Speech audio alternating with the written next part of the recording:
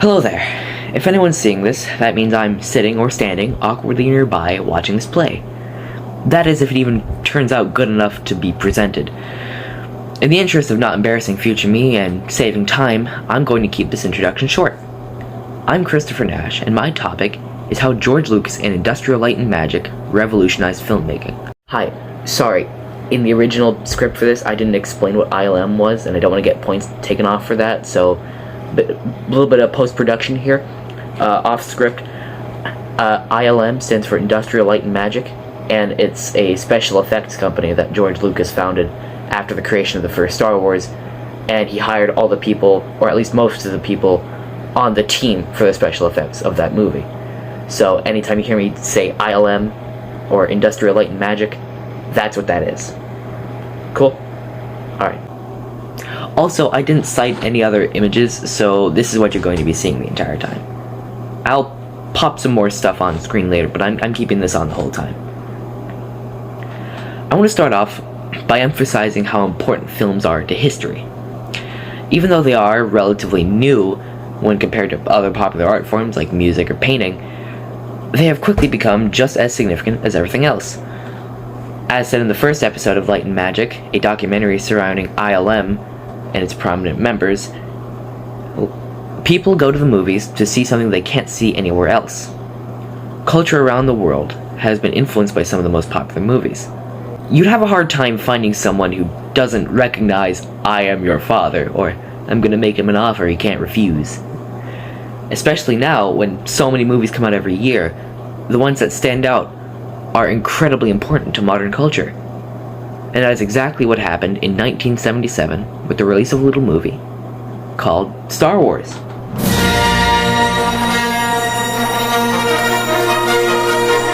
Alright, enough of that. But what made Star Wars a franchise worth $4 billion? A big part of the success of Star Wars was the incredible writing by George Lucas. And this isn't exclusive to A New Hope. Lots of people love the writing of the entire original trilogy. However, lots of others think the dialogue in these movies and their prequels, which were also written by George Lucas, is stiff.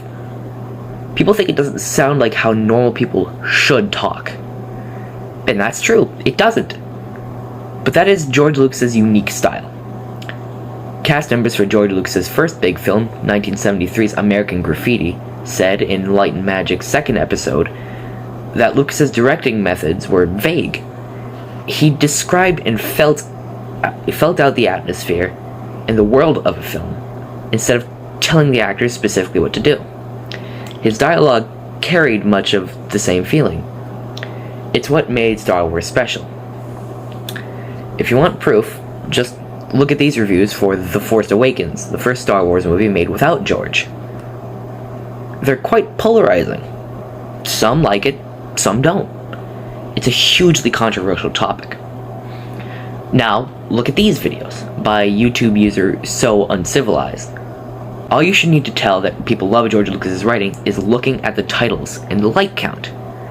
The first video, the creator calls George Lucas the king of wooden dialogue, which is to say he knows the dialogue doesn't sound right, but it's still used very well to progress the story. And if you don't think that sounds like a good way to write a movie, allow me to remind you of the other video title I brought up, The Perfect Storytelling Clarity of Star Wars. Now, there is another point to highlight the merit in George Lucas's writing, which is, funnily enough, an interview with the director of the second ever Star Wars movie to not involve Lucas, Rogue One, A Star Wars Story. That director is Gareth Edwards. He said in this interview with StarWars.com that he was inspired by the original Star Wars and that he wanted to make sure to remain faithful to that style of writing. If you want to see how well that worked, just look at this review. Compare that to what the other journalists said about the sequel movies, and by now I hope I made it clear how much Lucas's writing inspired generations of filmmakers, including, as revealed in Light and Magic's third episode, James Cameron, who was the director of Titanic and Avatar, two of the highest grossing movies of all time, in case you didn't know who he was. As some of the first movies to be considered blockbusters, these movies influenced movie culture as a whole, as well as the individual directors. It changed how movies are written today. So, I've gone over how the writing of Star Wars is revolutionary and influential, but now I want to go over how the special effects were just as important to filmmaking. Sorry about going a bit long in that last section. I had a lot of sources related to it that I had to use. This won't take much longer. As Joe Johnston said in an interview with StarWars.com, it was just something that came together at that moment in time that could never be repeated again.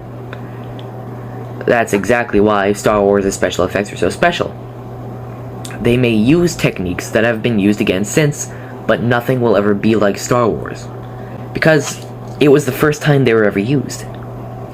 As stated in Light and Magic's first episode, during the production of Star Wars, that crew invented new camera technology to film shots for the models used to portray the starships, like something they called a Dykstraflex, named after John Dykstra, someone who was on the team for the movie. This camera was used as a motion control camera system, the first in history. Action movies nowadays use motion control cameras for almost every high-speed action scene, and that technology was invented for Star Wars. This is why it was such a unique movie. It had amazing special effects angles for its starship shots because of the Dykstraflex system.